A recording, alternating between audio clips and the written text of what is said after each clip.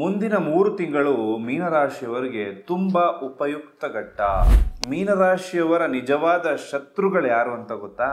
ಮೀನರಾಶಿಯವರು ಏನಾದರೂ ಕಣ್ಣೀರು ಹಾಕಿದ್ರೆ ಅವರ ಶನಿ ನಿಮ್ಮ ರಾಶಿಯಲ್ಲಿ ಇರೋದೇ ಇದಕ್ಕೆಲ್ಲ ಕಾರಣನಾ? ಜೀವನ ಪೂರ್ತಿ ಬರೀ ಕಷ್ಟನೇ ಅನುಭವಿಸ್ಬೇಕಾ? ಹಾಗಾದ್ರೆ ಕಷ್ಟಗಳು ಪರಿಹಾರ ಆಗೋದು ಯಾವಾಗ ಗೊತ್ತಾ?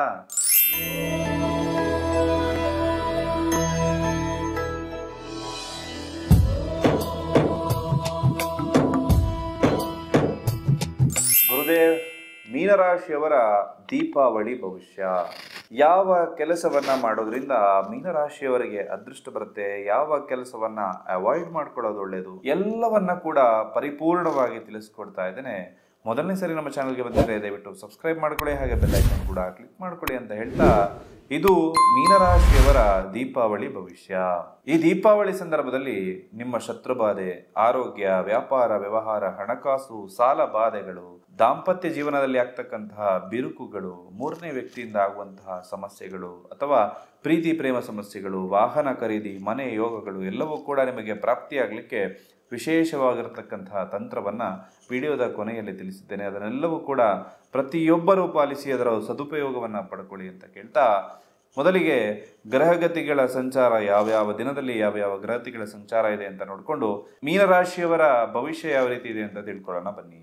ಈ ದೀಪಾವಳಿ ನಂತರದಲ್ಲಿ ಇರ್ತಕ್ಕಂತಹ ಒಂದಷ್ಟು ಗ್ರಹಗತಿಗಳ ಸಂಚಾರ ಫಲಗಳು ಯಾವ್ಯಾವುದು ಅಂತ ನೋಡೋದಾದ್ರೆ, ಗುರುಗ್ರಹ 18ಕ್ಕೆ ಕಟಕ ರಾಶಿಯ ಪ್ರವೇಶವನ್ನ ಮಾಡ್ತಾನೆ. ಅದೇ ತರ ಡಿಸೆಂಬರ್ 5ಕ್ಕೆ ವಕ್ರಿಯಾಗಿ ಮತ್ತೆ ಮಿಥುನ ರಾಶಿಗೆ ಬರ್ತಕ್ಕಂಥದ್ದು.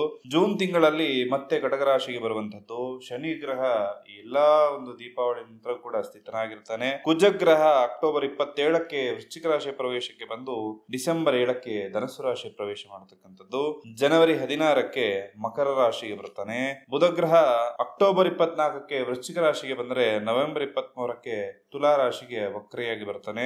ಡಿಸೆಂಬರ್ 6ಕ್ಕೆ ಮತ್ತೆ ವೃಶ್ಚಿಕ ರಾಶಿಗೆ ಬಂದು ಡಿಸೆಂಬರ್ 29ಕ್ಕೆ ಧನುಸು ರಾಶಿಗೆ ಬರ್ತಕ್ಕಂಥದ್ದು. ಶುಕ್ರ ಗ್ರಹ ಅಕ್ಟೋಬರ್ 9ಕ್ಕೆ ಕನ್ಯಾ ರಾಶಿಯಲ್ಲಿರುವ ಶುಕ್ರ ಗ್ರಹ ನವೆಂಬರ್ 2ಕ್ಕೆ ತುಲಾ ರಾಶಿಯ ಪ್ರವೇಶ, 26ಕ್ಕೆ ವೃಶ್ಚಿಕ ರಾಶಿಯ ಪ್ರವೇಶ ಮಾಡಿದ್ರೆ ಡಿಸೆಂಬರ್ 20ಕ್ಕೆ ಧನುಸು ರಾಶಿಯ ಪ್ರವೇಶ ಮಾಡತಕ್ಕಂಥದ್ದು. ಅದೇ ತರ ಇನ್ನು ಸೂರ್ಯ ಗ್ರಹ ಅಕ್ಟೋಬರ್ 17ಕ್ಕೆ ತುಲಾ ರಾಶಿಯ ಪ್ರವೇಶ ಮಾಡಿರುವಂತದ್ದು. ಹಾಗೆ ನವೆಂಬರ್ 16ಕ್ಕೆ ವೃಶ್ಚಿಕ ರಾಶಿ ಪ್ರವೇಶ, ಡಿಸೆಂಬರ್ 16ಕ್ಕೆ ಧನಸ್ಸು ರಾಶಿಯ ಪ್ರವೇಶ. ಈ ಎಲ್ಲವೂ ಕೂಡ ಗ್ರಹಗತಿಗಳ ಬದಲಾವಣೆಗಳಾಗುತ್ತೆ.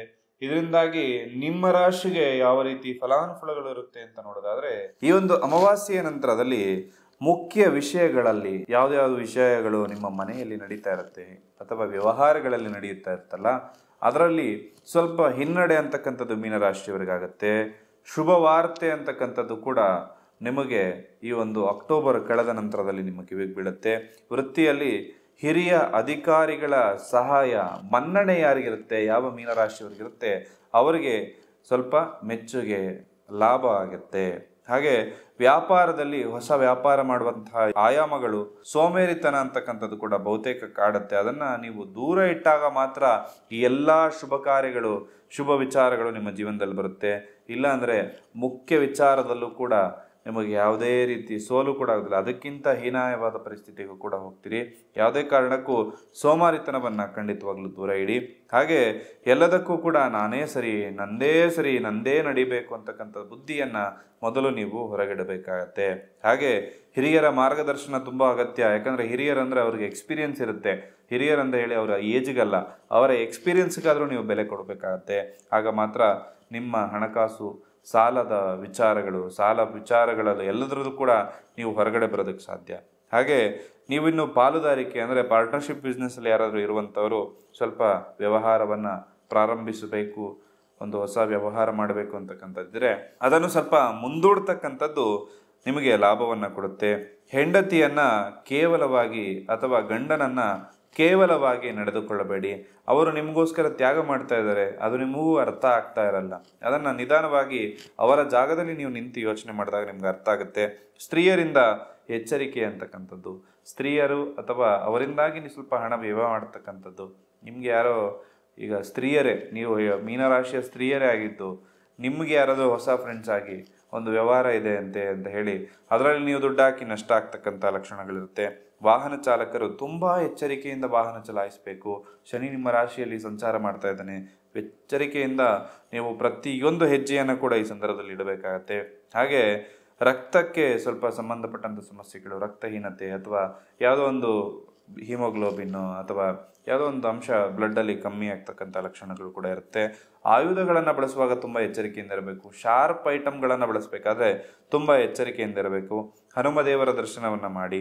ರಾಜಕೀಯ ವ್ಯಕ್ತಿಗಳಿಗೆ ಅಥವಾ ಸರ್ಕಾರಿ ನೌಕರಿಗಳಿಗೆ ಈ ಒಂದು ಅಕ್ಟೋಬರ್ ತಿಂಗಳಲ್ಲಿ ಸ್ವಲ್ಪ ಮಧ್ಯಮ ಫಲ ಇದ್ದರೆ ನಂತರದ ದಿನದಲ್ಲಿ ಸ್ವಲ್ಪ ಶುಭ ಫಲಗಳಿರುತ್ತೆ. ಇನ್ನು ನವೆಂಬರ್ ತಿಂಗಳಲ್ಲಿ ಮೀನರಾಶಿಯವರಿಗೆ ಅನಿರೀಕ್ಷಿತವಾಗಿ ಆಸ್ತಿ ಕೂಡ ಪ್ರಾಪ್ತಿಯಾಗ್ಬೋದು. ಹಾಗೆ ಇದರ ಎಲ್ಲದರ ಜೊತೆಯಲ್ಲಿ ಜಯ ಅಂತಕ್ಕಂಥದ್ದು ಕೂಡ ನಿಮಗೆ ಹಣಕಾಸಿನ ವಿಚಾರದಲ್ಲಿ ಕಳಬಹುದು. ಶುಭ ವಾರ್ತೆಯನ್ನು ಕೇಳುವಂಥದ್ದು, ಆರೋಗ್ಯದಲ್ಲಿ ಸುಧಾರಣೆ ಆಗ್ತಕ್ಕಂಥದ್ದು, ಆದಾಯದಲ್ಲಿ ಹೆಚ್ಚಳವಾಗ್ತಕ್ಕಂಥದ್ದು ಎಲ್ಲರೂ ಕೂಡ ನಿಮಗೆ ಪ್ರಾಪ್ತಿಯಾಗುತ್ತೆ. ಇನ್ನು ಮದುವೆಗೆ ನೋಡ್ತಾ ಇರುವಂಥವರಿಗೆ, ಅವಿವಾಹಿತರು ಯಾರಾದಿತ್ತು ಅಂದರೆ ಆನಂದದ ದಿನಗಳು ಅಂತಕ್ಕಂಥದ್ದು, ಅಂದರೆ ಮದುವೆ ಸೆಟ್ ಆಗ್ತಕ್ಕಂಥ ಲಕ್ಷಣಗಳು ಬರೋ ವರ್ಷ 2026ರಲ್ಲಿ ಮದುವೆ ಯೋಗಗಳು ಕೂಡ ಇರುವಂಥದ್ದು. ಯಾವುದೇ ಕೆಲಸ ಮಾಡೋದಕ್ಕಿಂತ ಮುಂಚೆ, ಯಾವುದೇ ನಿರ್ಧಾರ ತೆಗೆದುಕೊಳ್ಳೋದಕ್ಕಿಂತ ಮುಂಚೆ ನಿಮ್ಮ ಕುಟುಂಬದವರ ಬಗ್ಗೆ ಯೋಚನೆ ಮಾಡಿ. ರಾಜಕಾರಣಿಗಳಿಗೆ, ಸರ್ಕಾರಿ ನೌಕರಿಯಲ್ಲಿರುವಂಥವರಿಗೆ ಈ ಮಾಸದಲ್ಲಿ ಸ್ವಲ್ಪ ಅಡೆತಡೆಗಳು ಬರುತ್ತೆ. ಆನಂತರದಲ್ಲಿ ಅದೆಲ್ಲವೂ ಕೂಡ ಸರಿ ಹೋಗುತ್ತೆ. ಇನ್ನು ಡಿಸೆಂಬರ್ ಮಾಸದಲ್ಲಿ ನಿಮ್ಮ ಬಯಕೆಗಳೆಲ್ಲವೂ ಕೂಡ ಈಡೇರ್ತಾ ಬರುವಂಥದ್ದು, ಭೋಗ ವಸ್ತುಗಳನ್ನು ತಗೋಬೇಕು, ಐಷಾರಾಮಿ ವಸ್ತುಗಳನ್ನು ತಗೋಬೇಕು ಅಂತ ಮನಸ್ಸು ಮಾಡುವಂಥದ್ದು, ಅಥವಾ ಮನೆಗೆ ಹೊಸ ಫ್ರಿಜ್ಜು, ಟಿವಿ ಖರೀದಿ ಮಾಡ್ತಕ್ಕಂಥ ಯೋಗಗಳು ಕೂಡ ಇರುವಂಥದ್ದು. ಪ್ರಯಾಣ ಲಾಭದಾಯಕವಾಗಿರುತ್ತೆ ಈ ಮಾಸದಲ್ಲಿ. ಹಾಗೆ ನಿಮಗೆ ಜನಮನ್ನಣೆ ಇರ್ತಕ್ಕಂಥದ್ದು, ಜನರಿಂದ ಪ್ರೀತಿ ಸಂಪಾದನೆ ಮಾಡ್ತಕ್ಕಂತಹ ಮಾಸ ಕೂಡ ಆಗಿರುತ್ತೆ. ಜೊತೆಯಲ್ಲಿ ಜ್ಞಾನಾಭಿವೃದ್ಧಿ ಆಗುವಂಥದ್ದು, ಆಸ್ತಿಯನ್ನು ಪಡೆಯುವಂಥದ್ದು, ಅಥವಾ ನಿಮಗೆ ಒಂದಷ್ಟು ಆಸ್ತಿಯನ್ನು ನಿಮಗೆ ಬರದೆ ಯಾವ್ದಾದ್ರು ಕೋರ್ಟ್ ಕೇಸಲ್ಲಿ ಸಿಕ್ಕಾಕೊಂಡಿತ್ತು ಅಂದರೆ ಅದು ಕೂಡ ಕ್ಲಿಯರ್ ಆಗುವಂಥದ್ದು. ನಿಮ್ಮ ನಡವಳಿಕೆ ಇಲ್ಲಿ ತುಂಬ ಉಪಯುಕ್ತವಾಗುತ್ತೆ. ಹಾಗೆ ನಿಮ್ಮ ನಡವಳಿಕೆಯಿಂದ ನಿಮ್ಮ ಮುಂದಿನ ಜೀವನ ಕೂಡ ನಿರ್ಧಾರ ಆಗುವಂಥದ್ದು. ಗುರಿ ಯಾವುದಿದೆ ಅದರ ಕಡೆ ನಿಮ್ಮ ಲಕ್ಷ್ಯ ಅಂತಕ್ಕಂಥದ್ದು ಕೂಡ ಇರಬೇಕಾಗತ್ತೆ. ಇಲ್ಲ ಅಂದಾಗ ಮನೆಯಲ್ಲಿ ಅಶಾಂತಿ, ನಾನೇನೇನೋ ಮಾತಾಡ್ತೀನಿ ಅಂದಾಗ ನನ್ನ ಮಾತಿನಲ್ಲಿ ಹಿಡಿತಾ ಇದ್ದಾಗ ಮಾತ್ರ ಮನೆಯಲ್ಲಿ ಶಾಂತಿ ಇರುತ್ತೆ. ಆ ಒಂದು ಬೇಕಾಬಿಟ್ಟಿ ಮಾತಾಡೋದ್ರಿಂದ ನಿಮ್ಮ ಕುಟುಂಬಸ್ಥರಾಗಿರ್ಬೋದು ಎಲ್ಲರೂ ಕೂಡ ಅಸಮಾಧಾನ ಪಟ್ಟು ಮನೆಯಲ್ಲಿ ಅಶಾಂತಿಯ ವಾತಾವರಣ ಕೂಡ ನಿರ್ಮಾಣ ಆಗ್ಬೋದು. ಸಾಮರಸ್ಯ ಅಂತಕ್ಕಂಥದ್ದು ಕುಟುಂಬದಲ್ಲಿ ಹಾಳಾಗುವಂತಹ ಲಕ್ಷಣಗಳು ಕೂಡ ಇರುವಂಥದ್ದು. ಹಿರಿಯರ ಜೊತೆ ಶತ್ರುತ್ವ ಅಂತಕ್ಕಂಥದ್ದು ಬೇಡ. ನೀವು ಯಾವುದೇ ಕಾರಣಕ್ಕೂ ಹಿರಿಯರನ್ನು ಗೌರವಿಸಿದಾಗ ಮಾತ್ರ ನಿಮ್ಮ ಜೀವನದಲ್ಲಿ ನೆನಪಿಡಬೇಕಾಗಿರೋ ಮೀನರಾಶಿಯವರೇನು ಅಂದರೆ, ನೀವು ಯಾವಾಗೆಲ್ಲ ನಿಮ್ಮ ಹಿರಿಯರ ವಿರುದ್ಧ ಹೋಗ್ತೀರಿ ಆಗೆಲ್ಲರೂ ಸೋಲನ್ನು ಅನುಭವಿಸ್ಬೇಕಾಗತ್ತೆ. ಹಿರಿಯರನ್ನು ಜೊತೆಯಲ್ಲಿ ಕರ್ಕೊಂಡು ಅವರ ಮಾರ್ಗದರ್ಶನದ ಜೊತೆ ಹೋದಾಗ ಮಾತ್ರ ಮೀನರಾಶಿಯವರು ಸಕ್ಸಸ್ ಆಗೋದಕ್ಕೆ ಸಾಧ್ಯ. ಹಾಗೆ ನಿಮ್ಮ ಕಾರ್ಯಗಳಲ್ಲಿ ಅನೇಕ ವಿಘ್ನಗಳು ಕೂಡ ಬರ್ಬೋದು. ಈ ವಿಘ್ನಗಳು ಎಲ್ಲವೂ ಕೂಡ ನಿವಾರಣೆ ಆಗಲಿಕ್ಕೆ ಲಕ್ಷ್ಮೀನಾರಾಯಣ ಹೃದಯ ಸ್ತೋತ್ರವನ್ನೆಲ್ಲರೂ ಓದಬೇಕಾಗತ್ತೆ. ಜೊತೆಗೆ ವಿದ್ಯಾರ್ಥಿಗಳಿಗೆ ಈ ಮಾಸ ಎಲ್ಲವೂ ಕೂಡ ಶುಭದಾಯಕವಾಗಿರುತ್ತೆ. ಮಾಸ ಶುಭದಾಯಕವಾಗಿ ಇರಬೇಕು ಅಂದಾಗ ನೀವು ಈ ಒಂದು ಅಡೆತಡೆಗಳೆಲ್ಲವೂ ಕೂಡ ದೂರ ಆಗಬೇಕು ಅಂತಹ ಆ ಅಡೆತಡೆಗಳು ದೂರ ಆಗಲಿಕ್ಕೆ ವಿದ್ಯಾರ್ಥಿಗಳು ಬುಧವಾರದ ದಿವಸ ಒಂದು ಹೊತ್ತಿನ ಉಪವಾಸವನ್ನು ಮಾಡೋದು ಉತ್ತಮವಾದ ಫಲವನ್ನು ನಿಮಗೆ ಕೊಡುತ್ತೆ. ಉಪವಾಸ ಮಾಡಲಿಕ್ಕೆ ಸಾಧ್ಯವಾಗದವರು ಅಟ್ಲೀಸ್ಟ್ ಒಂದು ಹಣ್ಣು ಹಂಪಲನ್ನು ತಿಂದು ಒಂದು ಹೊತ್ತನ್ನು ಮೇಂಟೈನ್ ಮಾಡಿ. ಇದರಿಂದಾಗಿ ವಿದ್ಯಾರ್ಥಿಗಳಿಗೆ ವಿದ್ಯಾರ್ಜನೆಯಲ್ಲಿ ಅವರಿಗೆ ಅಡೆತಡೆಗಳು ಬರುವಂಥದ್ದು, ಡಿಸ್ಟ್ರಾಕ್ಷನ್ ಬರುವಂಥದ್ದು ಎಲ್ಲವೂ ಕೂಡ ದೂರ ಆಗುತ್ತೆ. ಜೊತೆಗೆ ವಿದ್ಯಾರ್ಥಿಗಳಿಗೆ ಅವರ ತಂದೆ ತಾಯಿಯರು ಯಾರಾದರೂ ಮೀನರಾಶಿಯ ತಂದೆ ತಾಯಿಯರನ್ನು ನೋಡ್ತಾ ಇದ್ದರೆ ಅವರ ಬೆನ್ನ ಹಿಂದೆ ನಿಂತು ನೀವು ಅವರಿಗೆ ವಿದ್ಯಾರ್ಜನೆಯನ್ನು ಮಾಡಿಸ್ಬೇಕಾಗತ್ತೆ. ಇಲ್ಲಾಂದರೆ ಅವ್ರು ಸ್ವಲ್ಪ ಮನಸ್ಸು ಚಂಚಲವಾಗಿ ಆ ಕಡೆ ಈ ಕಡೆ ಹೋಗುವಂಥದ್ದು. ಹಾಗಾಗಿ ಎಲ್ಲವನ್ನ ಕೂಡ ಪಾಲನೆ ಮಾಡ್ಕೊಂಡು ಬನ್ನಿ. ನಿಮ್ಮ ಕೆಲಸ ಕಾರ್ಯಗಳು, ಕಷ್ಟ ಕಾರ್ಪಣ್ಯಗಳೆಲ್ಲವೂ ಕೂಡ ಇದರಿಂದಾಗಿ ಶುಭವಾಗುತ್ತೆ. ಹಾಗೆ ನಿಮ್ಮ ರಾಶಿಯ ಅನುಗುಣವಾಗಿ ಈ ವಿಶೇಷ ರತ್ನಗಳು 2 ಮಣಿಗಳನ್ನ ನಿಮ್ಮ ಕೈಯಲ್ಲಿ ನೀವು ಧರಿಸುವುದರಿಂದ ಅನೇಕ ಉಪಯೋಗಗಳು ನಿಮ್ಮ ಜೀವನದಲ್ಲಿ ಆಗುತ್ತೆ. ಹಣಕಾಸಿನ ಸಮಸ್ಯೆ ನಿವಾರಣೆ ಆಗುತ್ತೆ. ಮದುವೆ ಜೀವನ ಚೆನ್ನಾಗಾಗುತ್ತೆ. ಮದುವೆ ಆಗದವರಿಗೆ ವಿವಾಹ ಯೋಗಗಳು ಪ್ರಾಪ್ತಿಯಾಗುತ್ತೆ. ದುಷ್ಟ ಶಕ್ತಿಗಳಿಂದ ರಕ್ಷಣೆ ಸಿಗುತ್ತೆ. ದೈವ ಬಲ ನಿಮ್ಮ ಜೊತೆ ಯಾವಾಗ್ಲೂ ಇರುತ್ತೆ. 2 ಮಣಿಗಳನ್ನ ನಿಮ್ಮ ಹಸ್ತದಲ್ಲಿ ನೀವು ಧರಿಸೋದ್ರಿಂದ ಅತ್ಯಂತ ಶುಭ ನಿಮಗೆ ಪ್ರಾಪ್ತಿಯಾಗುತ್ತೆ. ಈ ಮಣಿಗಳನ್ನ ನಿಮ್ಮ ಹೆಸರಿನಲ್ಲಿ, ನಿಮ್ಮ ಮನೆ ದೇವರ ಹೆಸರಿನಲ್ಲಿ ಪ್ರಾಣ ಪ್ರತಿಷ್ಠಾಪನೆಯನ್ನ ಮಾಡಿ ಧರಿಸೋದ್ರಿಂದ ಅತ್ಯಂತ ಶುಭ ನಿಮಗಾಗುತ್ತೆ. ಮಣಿಗಳು ಬೇಕಾದವರು ಸ್ಕ್ರೀನ್ ಮೇಲೆ ಕಾಣ್ತಾ ಇರುವಂತಹ ನಂಬರ್ಗೆ ಕರೆ ಮಾಡಿ ಆ ಮಣಿಗಳನ್ನ ತರಿಸ್ಕೊಳ್ಳಿ. ನಿಮ್ಮ ಜೀವನದಲ್ಲಿ ಯಶಸ್ಸು ಕೂಡ ನಿಮ್ಮನ್ನ ಹುಡುಕಿಕೊಂಡು ಬರುತ್ತೆ ಅಂತ ಹೇಳ್ತಾ, ಈ ಒಂದು ವಿಶೇಷವಾದ ತಂತ್ರ ದೀಪಾವಳಿ ಸಂದರ್ಭದಲ್ಲಿ ಮಾಡ್ತಕ್ಕಂಥದ್ದು, ಅಮಾವಾಸ್ಯೆಯ ಸಂದರ್ಭದಲ್ಲಿ ಮಾಡ್ತಕ್ಕಂಥದ್ದು ಅದೇನು ಅಂತ ಹೇಳಿ ನೋಡ್ಕೊಂಬರೋಣ ಬನ್ನಿ. ಈ ದೀಪಾವಳಿ ಅಮಾವಾಸ್ಯೆಗೆ ವಿಶೇಷ ತಂತ್ರವೊಂದನ್ನು ಮನೆಯಲ್ಲೇ ಮಾಡುವಂಥದ್ದು ತಿಳಿಸ್ಕೊಡ್ತೇನೆ ಅಂತ ಹೇಳಿದ್ದೆ, ಅದನ್ನು ಹೇಳ್ತಾ ಇದ್ದೇನೆ. ವಿಶೇಷವಾಗಿ ಹಣಕಾಸಿನ ಸಮಸ್ಯೆ ಇರುವಂಥವರು, ದಾಂಪತ್ಯ ಜೀವನದಲ್ಲಿ ಸಮಸ್ಯೆ ಇರುವಂಥವರು, ಸಾಲದ ಬಾಧೆಗೆ ಸಿಲುಕಿರುವಂಥವರು ಅಥವಾ ಇನ್ನಿತರ ಯಾವುದೇ ಕಷ್ಟ, ನಿಮ್ಮ ಮನಸ್ಸಿನಲ್ಲಿ ಇದೊಂದು ಕೆಲಸ ಆಗಬೇಕು ಅಂತ ನೀವು ಅನ್ಕೊಂಡು ಆ ಕೆಲಸ ಆಗ್ತಾ ಇಲ್ವಾ, ಈ ವಿಶೇಷ ತಂತ್ರವನ್ನ ಮಾಡಿ ಅಮಾವಾಸ್ಯೆ ದಿನನೇ ಮಾಡಬೇಕು. ದೀಪಾವಳಿ ಅಮಾವಾಸ್ಯೆಗೆ ತಪ್ತು ಅಂದ್ರೆ ಮುಂದಿನ ಅಮಾವಾಸ್ಯೆಗೆ ಮಾಡಿ. ಖಂಡಿತವಾಗ್ಲೂ ಕೂಡ ಈ ಒಂದು ಅಮಾವಾಸ್ಯೆ ತಂತ್ರ ಮಾಡೋದ್ರಿಂದ ಶತ್ರು ಬಾಧೆಯಿಂದ ಹಿಡಿದು ಎಲ್ಲಾ ಸಮಸ್ಯೆಗಳು ಕೂಡ ಸಂಪೂರ್ಣ ನಿವಾರಣೆ ಆಗುತ್ತೆ. ಪ್ರತಿಯೊಬ್ಬರು ಕೂಡ ನಿಮ್ಮ ಮನೆಯಲ್ಲೇ ಈ ತಂತ್ರವನ್ನ ನೀವು ಸುಲಭವಾಗಿ ಮಾಡಬಹುದು. ವಿಶೇಷ ಪರಿಹಾರ ನಿಮಗೆ ಹೇಳ್ತಾ ಇರುವಂತದ್ದು ನೋಡಿ. ಈ ಒಂದು ಪರಿಹಾರವನ್ನ ನೀವು ಅನುಸರಿಸಲಿಕ್ಕೆ ಜಾಸ್ತಿ ಖರ್ಚು ಕೂಡ ಆಗೋದಿಲ್ಲ. ಮನೆಯಲ್ಲೇ ಕೂತ್ಕೊಂಡು ಶ್ರದ್ಧೆ ಭಕ್ತಿಯಿಂದ ಇದನ್ನ ಮಾಡ್ಕೋಬಹುದು. ಮಣ್ಣಿನ ಕುಡಿಕೆ ಒಂದನ್ನ ತಗೋಬರ್ಬೇಕಾಗತ್ತೆ. ಒಂದು ಮಣ್ಣಿನ ಕುಡಿಕೆ, ಆ ಕುಡಿಕೆಯ ಒಳಗೆ ಒಂದು ವಿಶೇಷವಾಗಿ ಭುಜಪತ್ರೆಯ ಎಲೆ, ಭುಜಪತ್ರೆಯ ಎಲೆ ಗ್ರಂಥಿಕೆ ಅಂಗಡಿಯಲ್ಲಿ ಸಿಗ್ತದೆ. ಅದು ಸಿಕ್ಕಿಲ್ಲ ಅಂದ್ರೆ ತಾಮ್ರದ ತಗಡಾದರೂ ಸಿಗುತ್ತೆ. ಈ ತಾಮ್ರದ ತಗಡಿನಲ್ಲಿ ಮೊದಲಿಗೆ ನಿಮ್ಮ ಹೆಸರು, ರಾಶಿ, ನಕ್ಷತ್ರವನ್ನ ಬರಿಬೇಕು. ಅದಾದ ನಂತರದಲ್ಲಿ ನೀವು ಯಾವ ಕೆಲಸ ಆಗಬೇಕು ನಿಮ್ಮದು ಅದನ್ನ ಒಂದು ಮೊಳೆಯ ಸಹಾಯದಿಂದನೋ ಅಥವಾ ಒಂದು ಪೆನ್ನಿನ ಮುಖಾಂತರನೋ ಒಂದು ಪೆನ್ಸಿಲ್ನ ಮುಖಾಂತರನೋ ಆ ಒಂದು ಹಾಳೆಯಲ್ಲಿ ಅಥವಾ ಯಂತ್ರದ ಮೇಲೆ, ತಗಡಿನ ಮೇಲೆ ಬರಿಬೇಕಾಗುತ್ತೆ. ಪೂರ್ತಿಯಾಗಿ ನಿಮ್ಮ ಏನು ಕೆಲಸ ಆಗಬೇಕು ಅಂತಕ್ಕಂಥದ್ದನ್ನು ಅದನ್ನ ಬರೆದಾದ ನಂತರದಲ್ಲಿ ಇದನ್ನ ಕುಡಿಕೆ ಒಳಗಡೆ ಹಾಕಬೇಕು. ಯಾಕಂದ್ರೆ ನಿಮ್ಮ ಆಸೆ ಆಕಾಂಕ್ಷೆಗಳು ಈಡೇರಬೇಕು ಅಂದಾಗ ಇದನ್ನ ವಿಶೇಷವಾಗಿ ಮಾಡಬಹುದು. ಹಾಗೆ ಒಂದು ಸ್ವಲ್ಪ ಕಲ್ಲು ಸಕ್ಕರೆ ಒಂದು 5-6 ಕಲ್ಲು ಸಕ್ಕರೆಯನ್ನ ಆ ಕುಡಿಕೆಯ ಒಳಗಡೆ ನೀವು ಸೇರಿಸ್ಬೇಕಾಗುತ್ತೆ. ಹೀಗೆ ಬರಿಬೇಕಾದ್ರೆ ಇನ್ನೊಬ್ಬರಿಗೆ ತೊಂದರೆ ಆಗುವಂಥದ್ದನ್ನ ಯಾವುದೇ ಕಾರಣಕ್ಕೂ ಬರಿಬೇಡಿ. ಆ ರೀತಿ ಬರೆದಾಗ ಅದು ನಿಮಗೆ ರಿವರ್ಸ್ ಆಗಿ ಸಮಸ್ಯೆಗಳನ್ನ ಕೊಡುತ್ತೆ. ಬರೀ ಬರೆದು ಬಿಟ್ಟು ನನ್ನ ಕೆಲಸ ಆಗ್ಬಿಡುತ್ತೆ ಅಂತಾರೆ, ಅದರ ಕುರಿತಾಗಿ ನೀವು ಶ್ರಮವನ್ನ ಕೂಡ ಪಡಬೇಕಾಗತ್ತೆ. ಒಂದು ದೈವ ಬಲ ಅಂತಕ್ಕಂಥದ್ದು ಯಾರಿಗೆ ಇರೋದಿಲ್ವೋ ಈ ತಂತ್ರ ಮಾಡೋದ್ರಿಂದ ದೈವ ಬಲ ಅಂತಕ್ಕಂಥದ್ದು ಸಂಪೂರ್ಣವಾಗಿ ನಿಮಗೆ ಪ್ರಾಪ್ತಿಯಾಗುತ್ತೆ. ಇನ್ನ 2ನೇ ವಸ್ತು ನೀವು ಹಾಕ್ಬೇಕಾಗಿರುವಂಥದ್ದು ರಾಶಿ ಪ್ರಕಾರ ಹೇಳ್ಕೊಂಡು ಹೋಗ್ತೀನಿ. ಮೇಷ ಮತ್ತು ವೃಶ್ಚಿಕ ರಾಶಿಯವರು ತೊಗರಿ ಬೇಳೆಯನ್ನ ಹಾಕಬೇಕು. ವೃಷಭ ಹಾಗೂ ತುಲಾ ರಾಶಿಯವರು ಅವರೇ ಬೇಳೆಯನ್ನ ಹಾಕಬೇಕು. ಮಿಥುನ ಹಾಗೂ ಕನ್ಯಾ ರಾಶಿಯವರು ಪಚ್ಚೆ ಹೆಸರು ಕಾಳು ಅಥವಾ ಹೆಸರು ಬೇಳೆಯನ್ನ ಹಾಕಬೇಕು. ಕಟಕ ರಾಶಿಯವರು ಅಕ್ಕಿ ಅಥವಾ ಭತ್ತವನ್ನ ಹಾಕಬೇಕು. ಸಿಂಹರಾಶಿಯವರು ಗೋಧಿಯ ಕಾಳನ್ನ ಹಾಕಬೇಕಾಗತ್ತೆ. ಧನಸ್ಸು ಮತ್ತು ಮೀನರಾಶಿಯವರು ಕಡಲೆಕಾಳುಗಳನ್ನ ಹಾಕಬೇಕು. ಹಾಗೆ ಮಕರ ಮತ್ತೆ ಕುಂಭರಾಶಿಯವರು ಕಪ್ಪು ಎಳ್ಳನ್ನ ಈ ಒಂದು ಕುಡಿಕೆ ಒಳಗಡೆ ಸೇರಿಸ್ಬೇಕು.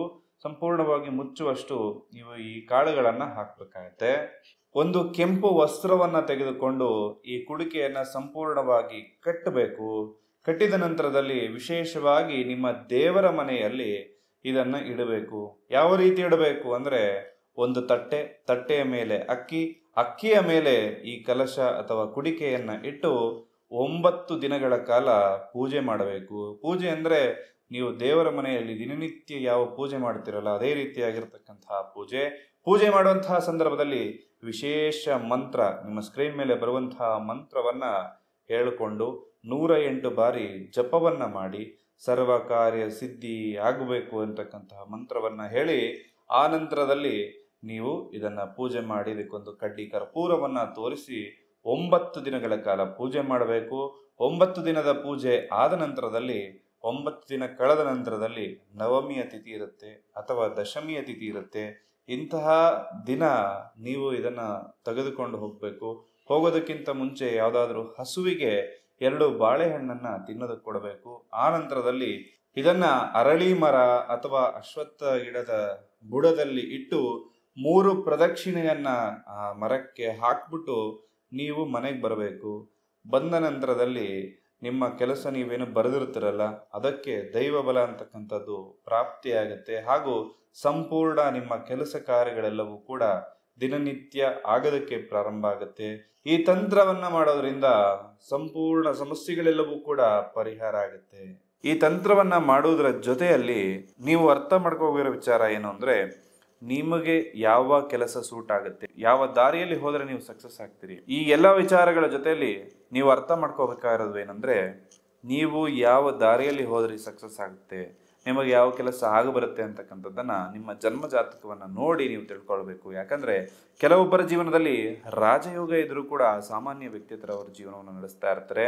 ಇನ್ನೂ ಕೆಲವರ ಜೀವನದಲ್ಲಿ ಯಾವುದೇ ಯೋಗ ಇಲ್ಲ ಇದ್ರೂ ಕೂಡ ದಿನದಿಂದ ದಿನ ಅಭಿವೃದ್ಧಿಯನ್ನ ಆಗ್ತಾರೆ. ಯಾಕೆ ಅಂದ್ರೆ ಅವರ ಜೀವನದಲ್ಲಿ ಯಾವ ದಾರಿಯಲ್ಲಿ ಹೋದರೆ ನಾನು ಸಕ್ಸಸ್ ಆಗ್ತೀನಿ ಅಂತಕ್ಕಂಥದ್ದನ್ನು ಅವರ ಜಾತಕವನ್ನು ನೋಡಿ ಅವರು ತಿಳ್ಕೊಂಡಿರ್ತಾರೆ. ನೀವು ನಿಮ್ಮ ಜಾತಕವನ್ನು ನೋಡಿಕೊಂಡು ನಿಮ್ಮ ದಾರಿ ಯಾವುದು ಅಂತ ಹೇಳಿ ಕಂಡುಕೊಳ್ಳಿ. ಎಲ್ಲರೂ ಕೂಡ ನಿಮ್ಮ 2026 ನಿಮ್ಮ ಅಂದುಕೊಂಡ ಕೆಲಸ ಕಾರ್ಯಗಳೆಲ್ಲವೂ ಕೂಡ ಸಿದ್ಧಿಯಾಗಲಿ ಅಂತ ಹೇಳಿ ಭಗವಂತನಲ್ಲಿ ಪ್ರಾರ್ಥನೆ ಮಾಡ್ತಾ ಸರ್ವೇ ಜನ ಸುಖಿನೋ ಭವಂತು.